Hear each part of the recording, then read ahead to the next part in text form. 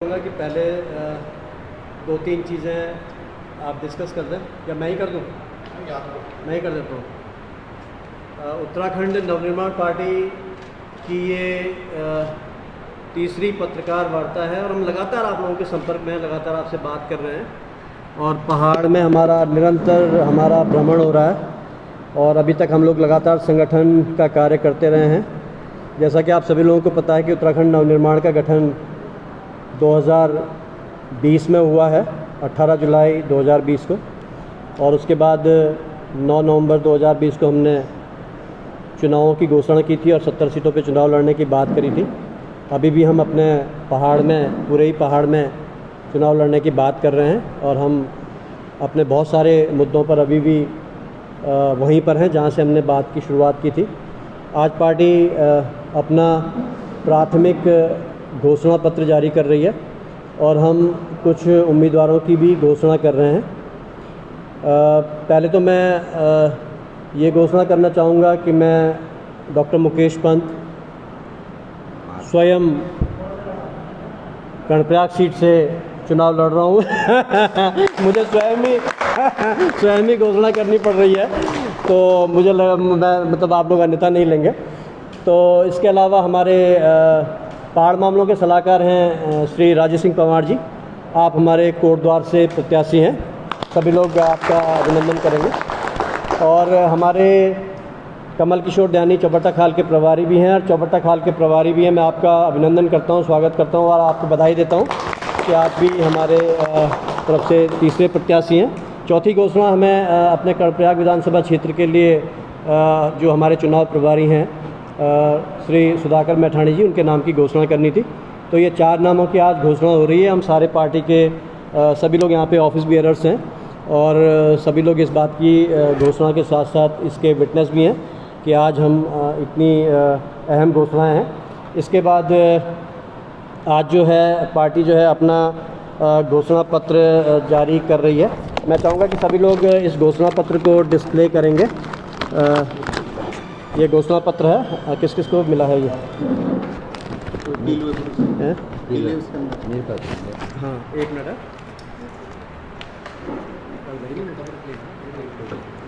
Live ही चल रहा है पूरा। इसके अंदर है क्या?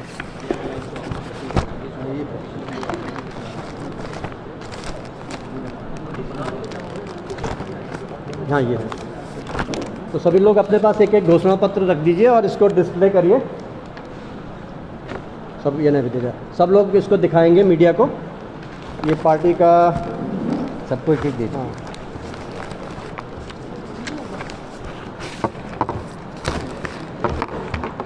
ये सभी लोग आप मीडिया की तरफ इसको डिस्प्ले करेंगे। ओंकार जी आप भी, हाँ ठीक है। तो उत्तराखंड नवनिर्माण पार्टी ने आज अपना प्राथमिक घोषणा पत्र जारी किया है। घोषणा पत्र की प्रति आपके इसमें भी लगी हुई है, आपके प्रेस कॉन्फ्रेंस में। तो ये एक ऑफिशियल डॉक्यूमेंट है। इसमें हम लोग हमारा जो लक्ष्य 2022 है वो लक्ष्य अभ्युदय है और हम उनपा की राजनीति की बात करते हैं। राजनीति से एक कदम आगे हम लोग राजनीति की बात करते हैं। और ये एक जो हमने उत्तराखंड विधानसभा चुनाव 2022 के लिए जो ये प्राथमिक घोषणा पत्र जारी किया है, इसमें हमारी 11 भीष्म प्रतिज्ञाएँ हैं और यही भीष्म प्रतिज्ञाएँ हमारे पूरे उत्तराखंड के विकास का, उत्तराखंड के लक्ष्य अभ्युदय का, यही हमारे फंडामेंटल्स हैं। जैसे भारत के संविधान में फंडामेंटल ड्यूटीज़ हैं और फंडामेंटल राइट्स हैं, उसी तरह से ये भी हमारे फंडामेंटल हमारे वर्क हैं, इन पे हम लोग काम करेंगे। और मैं ये बताना चाहूँगा कि यहाँ पर जो हमारी 11-20 प्रतिज्ञाएँ, मैं इसको पढ़ना चाहूँगा। ये बंदरों एवं जंगली जानवरों के आतंक से मुक्त खेतिहर उत्तराखंड, ये पहली हमारी 20 प्रतिज्ञा है, क्योंकि आज पहाड़ जो है बंदरों और जंगली जानवरों के आतंक से ग्रस्त हो चुका है। तो ये पहली 20 प्रतिज्ञा हमारी है। दूसरी, हम लोग ग्रामीण उद्यमिता की बात कर रहे हैं। लगातार हम लोग बात कर रहे हैं कि हमें जो है उत्तराखंड के लिए गाँवों की सरकार चाहिए। तो गाँवों की सरकार तभी होगी और गाँवों का विकास तभी होगा जब हम ग्रामीण उद्यमिता की बात करेंगे। तो ग्रामीण उद्यमिता से विकसित उत्तराखंड, मातृ शक्ति से सिंचित, शोभित और सुसज्जित उत्तराखंड, स्वास्थ्य, शिक्षा एवं रोजगार से भरपूर उत्तराखंड, शराब, भ्रष्टाचार और माफिया मुक्त उत्तराखंड बहुत बड़ा लक्ष्य है और बहुत ही बड़ी लड़ाई है। तो ये शराब और भ्रष्टाचार और माफियाओं की लड़ाई एक पूरे उत्तराखंड के लिए नहीं बल्कि ये वैश्विक लड़ाई है। इस लड़ाई को हम क्षेत्रीय स्तर पे भी लड़ेंगे और हम इसमें कामयाब भी होंगे। इसके बाद हमारा अन्याय, अत्याचार, पापाचार, शोषण, कुपोषण मुक्त उत्तराखंड, प्रकृति एवं पर्यावरण पोषित उत्तराखंड हमारी जो है 7वीं विश्व प्रतिज्ञा है। हम लोग देवभूमि है इसलिए हम युग संस्कृति की बात करते हैं, देव संस्कृति की बात करते हैं और उससे संवर्धित देवभूमि उत्तराखंड की बात करते हैं। हमारे साथ हर वक्त 2 झंडे हमारी देव संस्कृति का प्रतिनिधित्व करते हुए हमारे साथ 2 पीले झंडे चलते हैं और युग संस्कृति का प्रतिनिधित्व करने के लिए हमारे साथ एक लाल झंडा चलता है। तो ये हमारी देव संस्कृति और हमारी युग संस्कृति है। हम लोग जल जंगल ज़मीन पर बहुत मुखर हैं और हम लोग बात कर रहे हैं कि जल जंगल ज़मीन की बात साझा करो हम सबके साथ। इसके लिए हमारी एक 9वीं विश्व प्रतिज्ञा है, सुरक्षित, स्वनियंत्रित एवं स्वनियोजित जल जंगल ज़मीन से अधिकृत उत्तराखंड, ये हमारी एक विश्व प्रतिज्ञा है। हम लोग चीड़ मुक्त उत्तराखंड की भी बात करते हैं क्योंकि हिम रेखा बचेगी तब, चीड़ की भीड़ छटेगी जब। हम जो है कोई पर्यावरण के विरोधी नहीं है, लेकिन चीड़ भी एक जो है एक तरह का विस्तारवाद है जिससे आज पहाड़ त्रस्त हो चुका है, हमारे वाटर रिसोर्सेज ख़त्म हो रहे हैं और हमारी जो है बंजर ज़मीन जो है चीड़ के आगोश में आ रही है और बर्बाद हो रही है। इसके अलावा हमारी 11वीं विश्व प्रतिज्ञा जो सबसे अहम विश्व प्रतिज्ञाएँ हैं और जिसके चलते तमाम सरकारें फेल हो रही हैं और जो ये सारी जो हिंदुस्तान की जो आज जो सारी दुर्गति है वो इसी 11वीं विश्व प्रतिज्ञा के इर्द गिर्द घूमती है। ये विश्व प्रतिज्ञा हमारी संपदा एवं संसाधन व्यवस्थापन से समृद्ध खुशहाल उत्तराखंड, ये हम रिसोर्स मैनेजमेंट की बात करते हैं यहाँ पे। तो ये बहुत अहम बात है, ये हमारी 11 विश्व प्रतिज्ञा है पवार जी हैं। तो ये बेसिक हमारा जो ब्लूप्रिंट है 360 डिग्री डॉक्यूमेंट वो हमारा इन्हीं विश्व प्रतिज्ञाओं पर आधारित है। इसके साथ साथ हमने कुछ खास घोषणाएं की हैं, जैसे कि हम निरंतर जो है गैरसैंण की बात करते हैं और हमारे लिए गैरसैंण राजधानी का मुद्दा हमारे लिए बिल्कुल वैसा ही है जैसा एक आम उत्तराखंडी के लिए। हम गैरसैंण राजधानी के समर्थक हैं। हम प्रदेश में एक सख्त भू कानून को लागू करने के भी समर्थक हैं। बहुत सारे लोग बोलते हैं कि हिमाचल की तर्ज पे भू कानून होना चाहिए, लेकिन हम कहते हैं कि उत्तराखंड की तर्ज पे, उत्तराखंड की ज़रूरत के हिसाब से, उत्तराखंड की आवश्यकता के हिसाब से सख्त भू कानून बनना चाहिए। इस पे हम लोग विस्तार से बात करेंगे। अगर मीडिया के पास कोई सवाल होगा तो हम उसका जवाब भी देंगे, लेकिन एक बहुत अहम और बहुत बड़ा मुद्दा है। हमें इस भू कानून को लेकर के हम पहले अपनी जिम्मेदारी सुनिश्चित करना चाहते हैं कि हम प्रदेश के लिए कितने जिम्मेदार हैं, हमारी सेंस ऑफ रिस्पॉन्सिबिलिटी और हमारी सेंस ऑफ अकाउंटेबिलिटी क्या है। कहीं ऐसा ना हो कि भू कानून की आड़ में हम प्रदेश के साथ कोई दगा कर दें।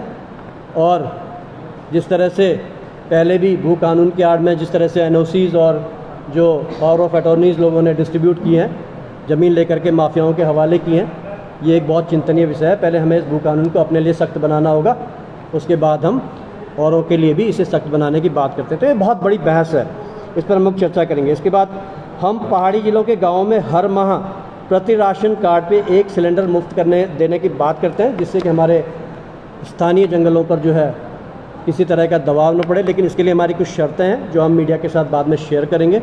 ये योजना हम लोग उन्हीं व्यक्तियों के लिए लाना चाहते हैं जिन्होंने अपने गांव और गोठारों को जो है संवर्धित करके रखा हुआ है, जिन्होंने अपनी खेती बचा करके रखी हुई है। ऐसा नहीं कि जिन्होंने राशन कार्ड बना रखा है शहरों में बैठे हुए हैं, उनके लिए ये सुविधाओं की हम बात नहीं करते हैं। इसके अलावा हम मुफ्तखोरी को बढ़ावा न देकर, हम मुफ्तखोरी के बिल्कुल ख़िलाफ़ हैं।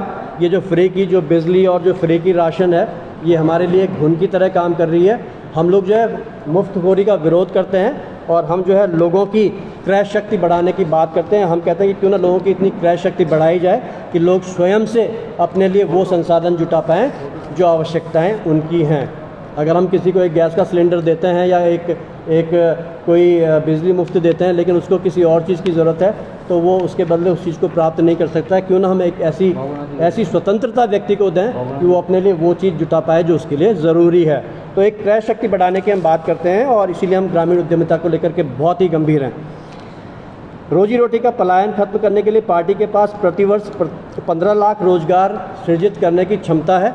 आपके पास बहुत तरह के सवाल आएंगे कि ये कैसे होगा, क्या होगा, लेकिन ये एक जुमला नहीं है, ये एक सत्य है और इस पे हमने बहुत बड़ा कार्य किया हुआ है। 20 सालों से मेरा कार्य इसी पे चल रहा है और हम लोग इसको लेकर के बहुत गंभीर हैं और ये एक बहुत ही सुंदर ब्लूप्रिंट है जिसमें हम पहाड़ के हर व्यक्ति को रोज़गार देने में सक्षम हैं। ये मैं सब लोगों को बता देना चाहता हूँ कि हम लोगों ने बहुत सारा डिस्कस किया है और पहाड़ के संसाधनों और संपदा के व्यवस्थापन से बिना प्रकृति के साथ छेड़छाड़ किए हुए हम पहाड़ के 15 लाख लोगों को रोज़गार देने में सक्षम है। कोई भी राजनीतिक पार्टी ये दावा नहीं कर सकती है क्योंकि उनके पास कोई विज़न नहीं है, कोई आइडिया नहीं है, कोई सोच नहीं है और उनकी इच्छा भी नहीं है। तो ये इच्छा शक्ति का भी प्रश्न है और ये जो है एक चिंतन और ये एक लगन और ये एक रिसर्च का भी विषय है कि कैसे आप इस कार्य को करेंगे। इसके बाद हमारी जो राजनीति की जो बात हम कर रहे हैं कि पहाड़ों के गांव में हम जो है विस्तारवाद को रोकने के लिए और पहाड़ों के गांवों को हम विस्तारवाद की आंच से बचाने के लिए और ग्रामीण उद्यमिता को रफ्तार देने के लिए हम क्लोज एंडेड रोड्स की बात करते हैं। ये एक बहुत ही वैचारिक और बहुत ही दूरदृष्टि से भरा हुआ स्टेटमेंट है। इस पर भी हम लोग आपके साथ चर्चा करेंगे आप जब भी हमसे बात करना चाहें। पहाड़ी ज़िलों में एक बहुत बड़ी बात हम इसमें लिखने जा रहे हैं। मैं चाहूँगा कि इस बात को आप उठाएं और हम लोग विस्तारवाद को लेकर के बहुत मुखर हैं। पार्टी ने जो है भारत छोड़ो आंदोलन के दिन, क्विट इंडिया मूवमेंट का जो दिन था, उस दिन राजघाट पर जो है विस्तारवादी उत्तराखंड छोड़ो की घोषणा की है। उसी 9 अगस्त को 9 अगस्त को हमने इस बात की घोषणा की है और हम ये बात मीडिया के माध्यम से सरकार को बताना चाहते हैं कि पहाड़ी ज़िलों में शवों को दफनाने के लिए प्रशासन की निगरानी को आवश्यक बनाना होगा और हम इसको बनाने के लिए सरकार पर दबाव बनाएंगे और ये कार्य हम करेंगे क्योंकि हमें ये पता नहीं लग रहा है कि जो कब्रें पहाड़ के अंदर खोदी जा रही हैं उनके अंदर क्या है। इस पे हम सीबीआई जांच करने की भी मांग उठा रहे हैं। पार्टी जो है सीबीआई जांच करेगी, सरकार से इसकी मांग करेगी। हमें बड़े ही पुख्ता स्रोतों से ये पता चला है कि पहाड़ की कब्रों के अंदर बहुत सारे हथियार दबे हुए हैं, बहुत सारे हथियार दबे हुए हैं। पहाड़ की जो कब्रें खोदी गई हैं, रात कब्रें खोदी जाती हैं, ऊपर से सीमेंट डाल दिया जाता है, नीचे हथियार पड़े हुए हैं। आप खोद करके देखिए, मैं दावा करता हूं कि अगर आप 100 कब्रें खोदेंगे 10 कब्रों में आपको हथियार मिलेंगे। आप खोद करके देखिए, ये सच्चाई है। आप थोड़ा इस तरफ अपनी दृष्टि डालिए। मैं पत्रकार बंधुओं से निवेदन करूंगा कि इसके लिए सरकार को बोलिए कि जब हमें जो है अपने मुर्दे जलाने के लिए हमें शासन प्रशासन से जो है इजाज़त लेनी पड़ती है तो इन लोगों को क्यों नहीं लेनी पड़ती। मैं किसी धर्म विशेष पे चोट नहीं कर रहा हूँ, मैं किसी संप्रदाय पे चोट नहीं कर रहा हूँ, लेकिन उसकी आड़ में गलत कार्य करने वालों की हम लोग बात कर रहे हैं क्योंकि अच्छे और बुरे लोग हर जगह हैं। ऐसा नहीं है कि किसी प्रमाण के साथ हम बातचीत, और हम ये बात जो है प्रमाण के साथ भी कह रहे हैं। अगर मीडिया हमारे से प्रमाण मांगना चाहेगा तो सारे मीडिया को हमारे साथ चलना होगा। हो सकता है, क्यों है, अगर आप हमारे साथ चलेंगे तो हो सकता है हम आपको कुछ ऐसी लोकेशन पे ले जाएं। मैं ये नहीं कह रहा हूँ दावे के साथ कि वहाँ से जो हम बोल रहे हैं वो निकलेगा, आपत्तिजनक वस्तु तो निकलेगी, लेकिन कहीं ना कहीं से बहुत सारी आपत्तिजनक चीज़ें निकलेंगी और हमें इस पर बहुत गंभीर होने की ज़रूरत है। ये पहाड़ की देव संस्कृति को बहुत बड़ा खतरा है। आप लोगों के बीच में हमारे मुसलमान बंधु भी होंगे पत्रकार। मैं ये नहीं कह रहा हूँ कि हम किसी चीज़ पर और किसी व्यक्ति विशेष पर जो है हम किसी संप्रदाय या किसी धर्म विशेष पर हम चोट कर रहे हैं, लेकिन ये देश हम सबका है और इसके प्रति हम सबकी नैतिक जिम्मेदारी है। इसकी शिक्षा, इसकी सुरक्षा, इसकी संप्रभुता की जिम्मेदारी हर व्यक्ति की बनती है। इसलिए हमें उस पर जो है निश्चित रूप से गौर करने की ज़रूरत है। इसके बाद हम लोग जो है न्यूनतम सपोर्ट राशि पर पुरानी पेंशन की बहाली भी चाहते हैं ताकि जो लोग सरकार से रिटायर होते हैं उनका बुढ़ापा जो है सुरक्षित रहे, क्योंकि आजकल बहुत सारे ऐसे केसेस सामने आ रहे हैं जिसमें लोग अपनी पेंशन ले रहे हैं और बुढ़ापे में उनको जो है बहुत कष्टों का सामना करना पड़ रहा है। इस पर सरकार की क्या नीति है, इस पर हम लोगों का अध्ययन चल रहा है और हम इस पर सरकार से और आप लोगों के माध्यम से पार्टी जो है इस पर निरंतर विचार कर रही है। हमारा जो थिंक टैंक है वो इसको लेकर के निरंतर जो है अपनी बात को स्पष्ट कर रहा है हर दिन। पार्टी की कुछ खास नीतियाँ हैं राजनीति से ऊपर। सरकार ने घर घर नल दिया, लेकिन सरकार ने खाली नल दिया और सरकार ने झूठ नहीं बोला। किसी भी सरकार ने झूठ नहीं बोला। उन्होंने बोला कि घर घर नल, उन्होंने घर घर नल दे दिए हैं। उन्होंने ये नहीं बोला कि घर घर पानी, उन्होंने नल बोला जल नहीं बोला। और उन्होंने नल दे दिया। आप उनसे शिकायत नहीं कर सकते कि इसमें पानी क्यों नहीं है, क्योंकि उन्होंने पानी बोला ही नहीं है। उन्होंने बोला ही नहीं कि हम पानी देंगे, उन्होंने बोला हम आपको घर घर नल देंगे। हम कहते हैं कि घर घर जल, क्योंकि जब जल आएगा तो नल अपने आप ही आ जाएगा, लेकिन खाली नल आने से जल नहीं आ सकता। इसलिए पार्टी अपनी राजनीति को लेकर के बहुत मुखर है। घर घर रोजगार, घर घर शिक्षा, घर घर गाय, और हम खेती को सड़कों से जोड़ने के लिए वर्टिकल रोड्स की बात करते हैं, वी रोड्स। पहाड़ों में जो है सीढ़ीनुमा खेती है, तो वी रोड्स का अगर कॉन्सेप्ट पहाड़ों के अंदर डेवलप किया जाए तो शायद हमें चकबंदी जैसी चीज़ों की ज़रूरत न पड़े। वी रोड्स, वर्टिकल रोड्स, खेती को जो है, गाँवों को तो खैर सरकार ने माफियाओं के लिए सड़कों से जोड़ दिया है, लेकिन अगर सही में सरकार को गांव के लोगों का, एक एक ग्रामीण का, उत्तराखंड के कृषक का भला करना है तो वर्टिकल रोड्स की ज़रूरत है। क्योंकि हमारी महिलाएं नीचे तो खाली जाती हैं लेकिन ऊपर लद करके आती हैं, उनके लिए बहुत मुश्किल है उन खेतियों को मेंटेन करना और उन खेतियों को बचा करके रखना। सरकार को इस पर गंभीर होना चाहिए। ये नया कॉन्सेप्ट है, ये उत्तराखंड नवनिर्माण पार्टी के द्वारा दिया गया कॉन्सेप्ट है। इसको कल कोई हाईजैक कर ले, आम आदमी पार्टी की तरह नवनिर्माण शब्द को कोई हाईजैक कर ले, मैं कह नहीं सकता, लेकिन ये हमारा पार्टी के द्वारा दिया हुआ हमारे जो विज़न और जो हमारा रोड मैप है 360 डिग्री जो हमारा डॉक्यूमेंट है, उसमें हम वर्टिकल रोड्स की बात करते हैं। कल कोई और भी कह सकता है, लेकिन मैं पत्रकार भाइयों से कहना चाहूँगा कि हमारे इस मुद्दे को किसी दूसरी पार्टी के हाथों हाईजैक होने से हमारी रक्षा करें और सरकार पर इस बात का दबाव बनाएं कि ये राजनीतियाँ हैं, इन्हें करना चाहिए। इसके बाद हमारे यहाँ पेंशन तो है, लेकिन पेंशन के बाद भी लोगों को बहुत टेंशन है, चाहे वो वृद्धा पेंशन हो, किसी को मजबूरी में मिलने वाली पेंशन हो, विधवा पेंशन हो। पेंशन तो है, लेकिन टेंशन के साथ सरकार पेंशन दे रही है। हम बोल रहे हैं कि नो टेंशन, बुजुर्ग, असहाय और विधवा पेंशन। और मैं आपको बताना चाहूँगा कि पेंशन की राशि उत्तराखंड में कम है, उसकी वजह से लोगों ने अपने वोटर कार्ड्स दिल्ली के बना लिए हैं और दिल्ली में ज़्यादा पेंशन मिल रही है। बुजुर्ग सारे दिल्ली शिफ्ट हो रहे हैं, तो उत्तराखंड के बुज़ुर्गों के लिए भी ऐसी पेंशन मिलनी चाहिए कि वो कम से कम उस पेंशन के लालच में तो अपने बच्चों को रोके रखें और उन्हें आने के लिए मजबूर तो मैं नहीं कहूँगा, लेकिन उन्हें आने के लिए एक ऐसी परिस्थिति बनाएं। उन्होंने तो बस अपना वोटर कार्ड डिपॉजिट किया, दिल्ली में नया वोटर कार्ड बना दिया और वहाँ पे जो है ज़्यादा पेंशन मिल रही है, वहाँ चले गए। इसके अलावा पहाड़ी जो हमारी उत्तराखंड नवनिर्माण पार्टी है, उसकी कुछ और खास नीतियाँ हैं। हम लोग खेत से खुशहाली तक की बात करते हैं। ग्रामीण उद्यमिता से विकसित उत्तराखंड के तहत चलाए जाने वाले कार्यक्रम घर घर गाय हर घर आए की योजना हमारी इस वक्त कर्णप्रयाग विधानसभा क्षेत्र से शुरू हो रही है। एक गांव एक फसल को लेकर के हम लोग बहुत गंभीर हैं। अगर हम गाँव को इस तरह से तैयार कर सकें कि हर गांव एक फसल पर अपनी पूरी एनर्जी लगाए, तो हो सकता है कि हम एक फसलों को लेकर के और अपने उत्पाद को लेकर के एक डिक्टेटिंग टर्म्स पे आ जाएं और हम लोग अच्छा उत्पादन कर सकें, मृदा की जांच अच्छे से हो, सारे लोग संगठित होकर के एक गांव एक फसल करें। और इसका मैंने बहुत सुंदर नमूना अभी यहाँ टिहरी में देखा था, जहाँ पर एक गांव पूरा लहसुन का उत्पादन कर रहा है और वो लोग करोड़ों का लहसुन बेच रहे हैं। तो ये चीज़ संभव है, सब लोग मिलजुल करके इस कार्य को कर सकते हैं। इसके अलावा हम लोग जो गाँव में जो हम लोग बात करते हैं कि ग्रामीण उद्यमिता की और खेती की, ऑर्गेनिक फार्मिंग की, उसके लिए हमने हाट बाज़ार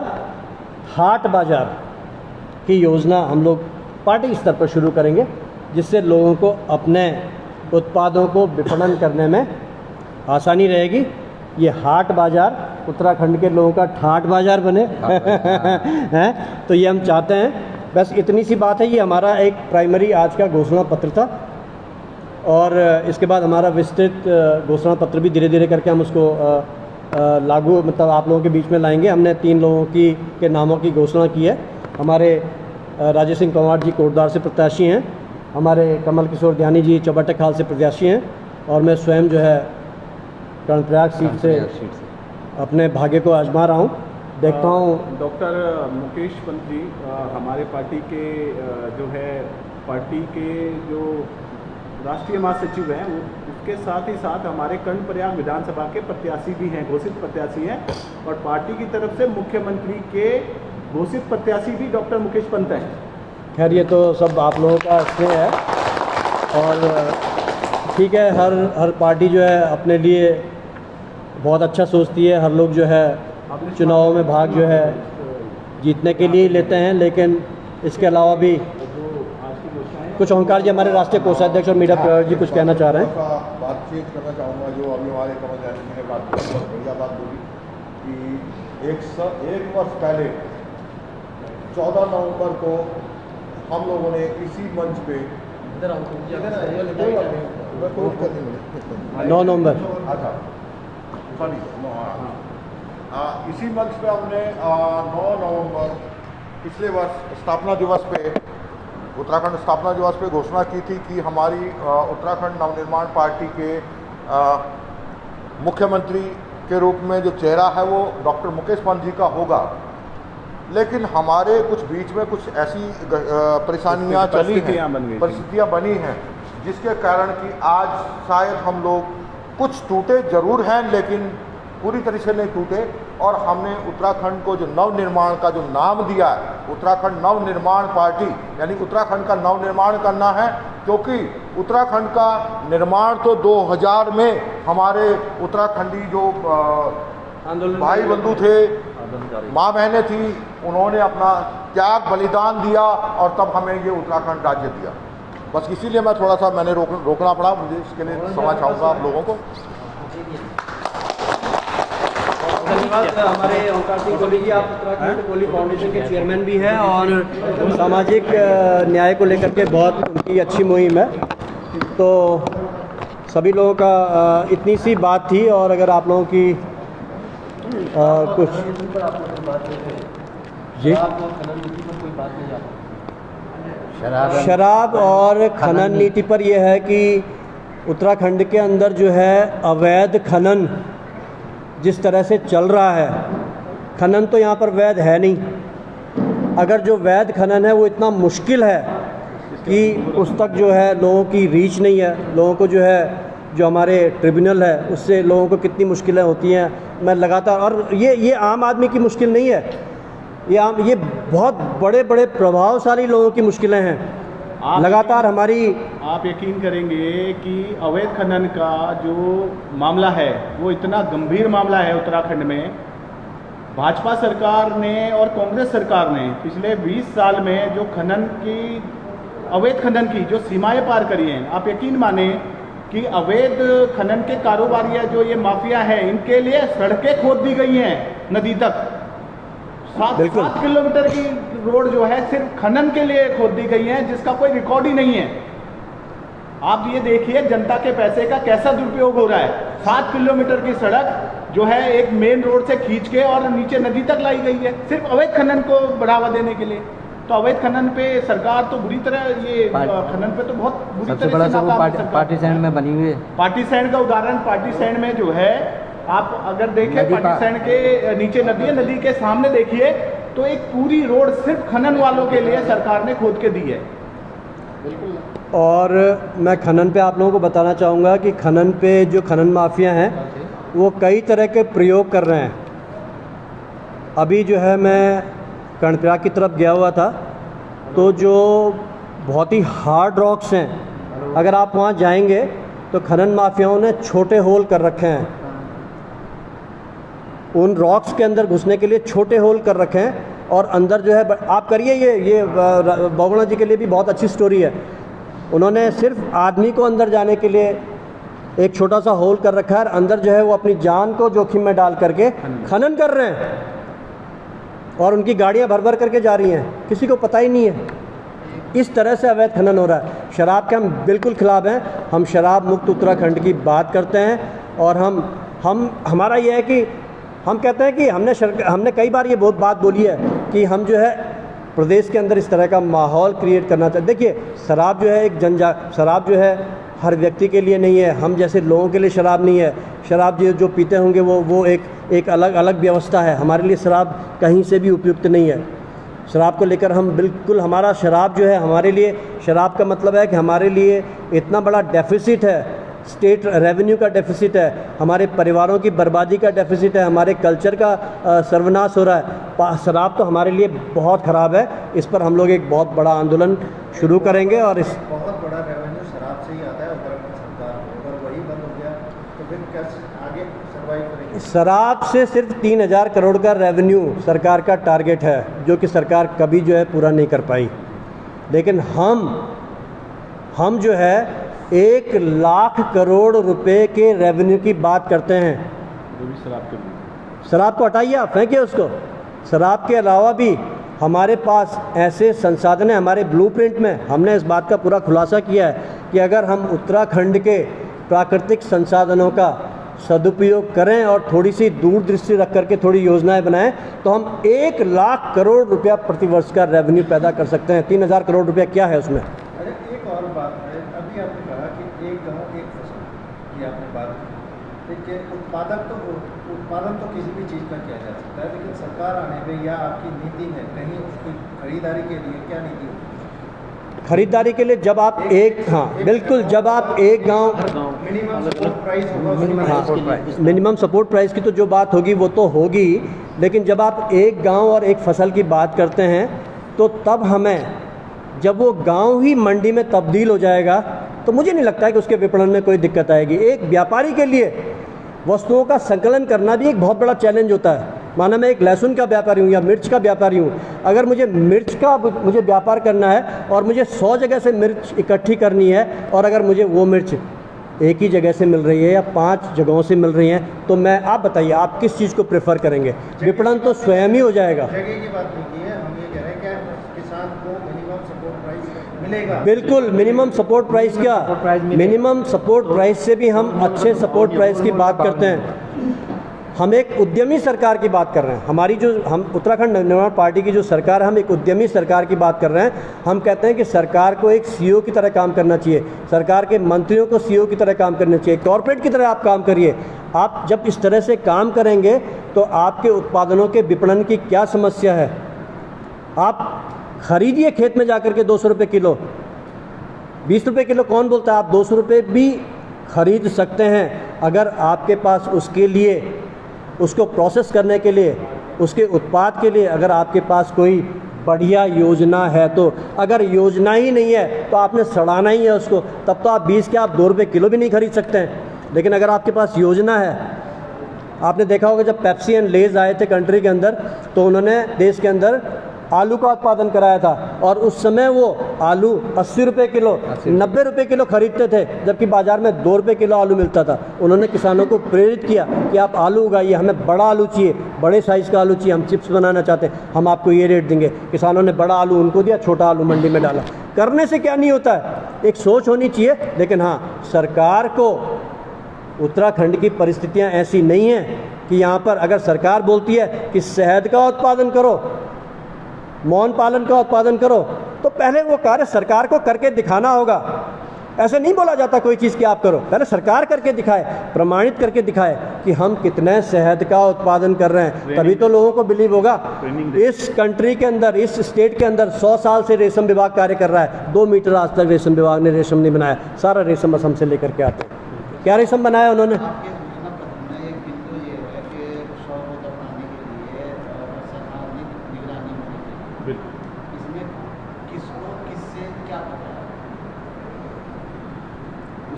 क्या दोबारा बोलेंगे आप? हाँ हाँ बिल्कुल।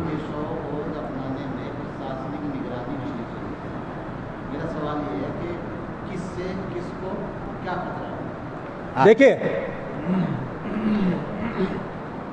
जब भी अगर दिल्ली के अंदर मैं छोटी सी नहीं अगर दिल्ली नहीं ठीक है, नहीं मैं दे रहा हूँ हमेशा जो है शवों को लेकर के हर जगह उसका डॉक्यूमेंटेशन होता है, हर जगह। आप कहीं भी शव को जलाइए, डॉक्यूमेंटेशन होता है, लेकिन दफनाने के लिए कोई डॉक्यूमेंटेशन नहीं है। आप जो है रात को जंगल में चले गए सर पे लेकर के कुछ, ठीक है, हम आपका हो सकता है किसी का बहुत आत्मीय जो है उससे बिछड़ गया हो, हम ये नहीं कह रहे हैं कि किसी को वो करने की आज़ादी नहीं है।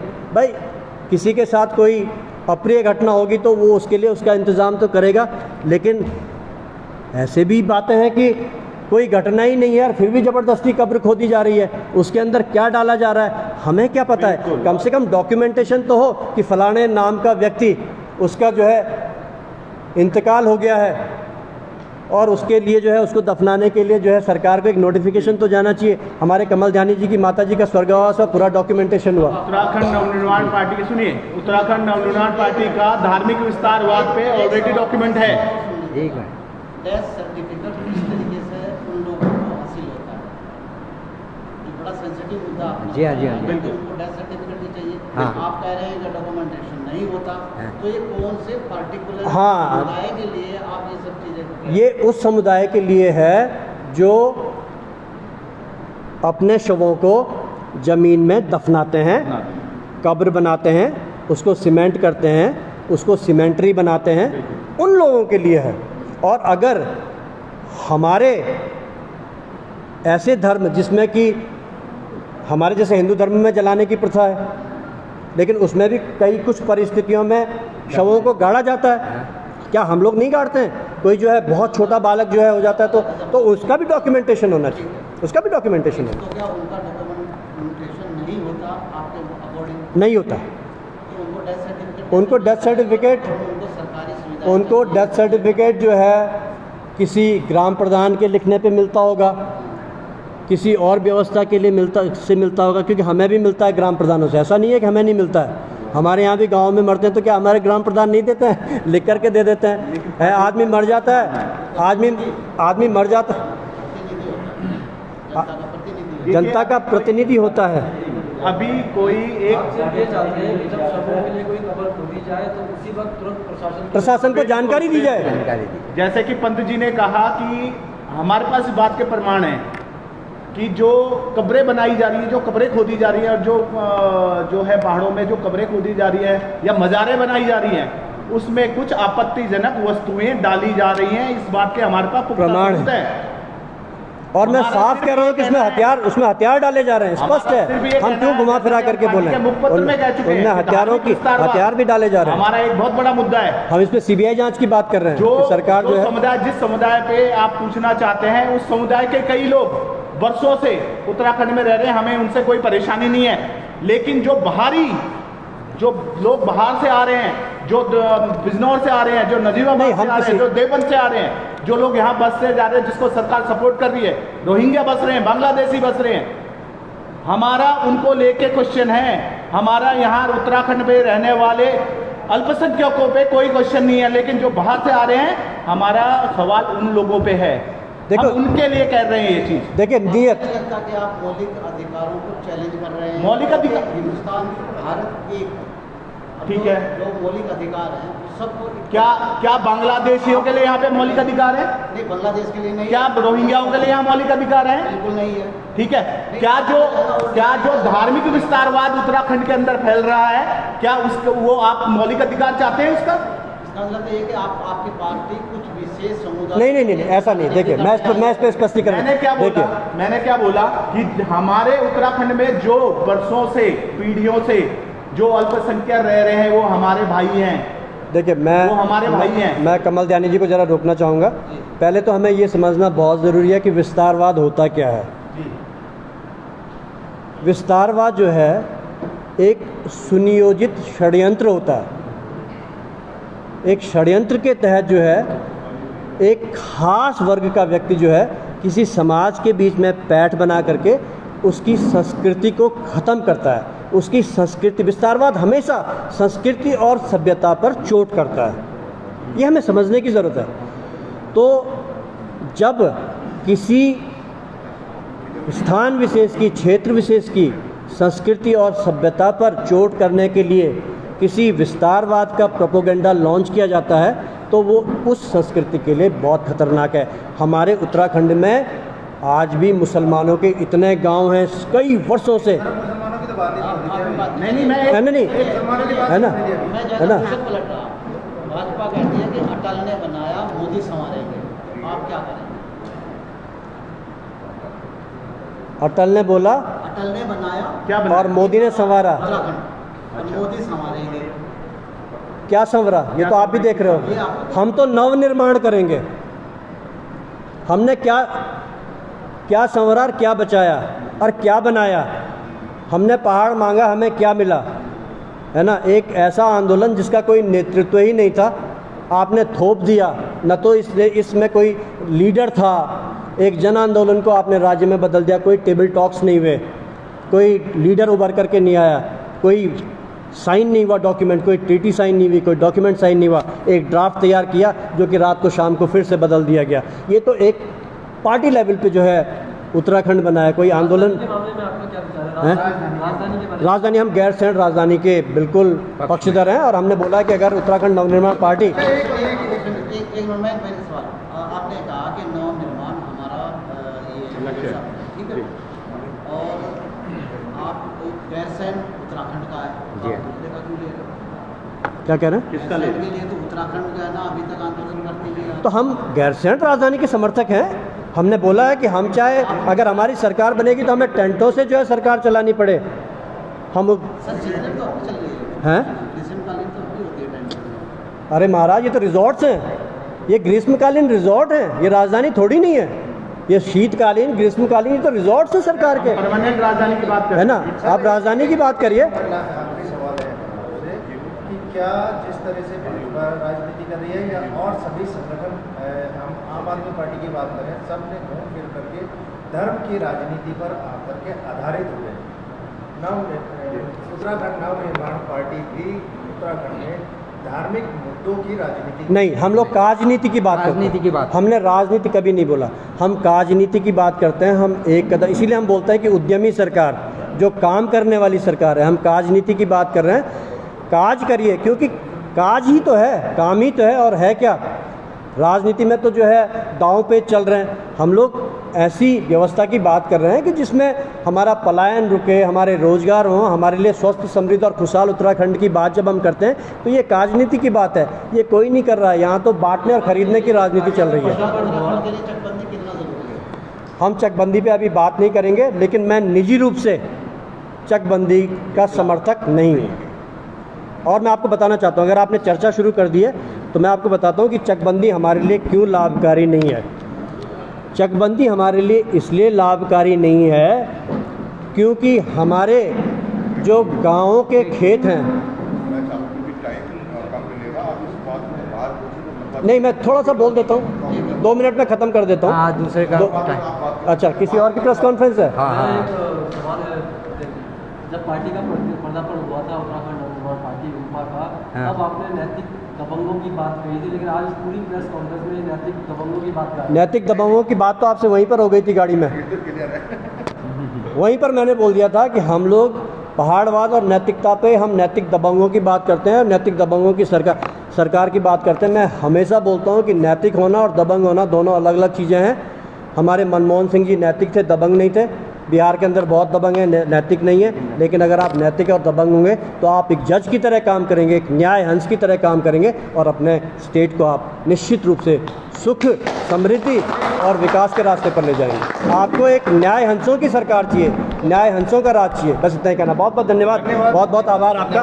थोड़ा हम लोग तो ये थी आज प्रेस कॉन्फ्रेंस प्रेस क्लब राजधानी देहरादून से सीधा उत्तराखंड नवनिर्माण उत्तराखंड नवनिर्माण पार्टी की प्रेस कॉन्फ्रेंस, जहां उन्होंने आज अपना घोषणा पत्र जारी कर दिया है, साथ ही अपने 4 उम्मीदवारों के नाम सार्वजनिक कर दिए हैं। इसी पार्टी में मुख्यमंत्री चेहरा होंगे डॉक्टर मुकेश पंत जी। तो ये भी आपने आपको दिखाई सीधी लाइव तस्वीरें। साथियों, खबर को शेयर जरूर कीजिएगा। बाकी अपडेट्स के लिए बने रहें हमारे संग और देखते रहें न्यूज़ इंडिया अपडेट।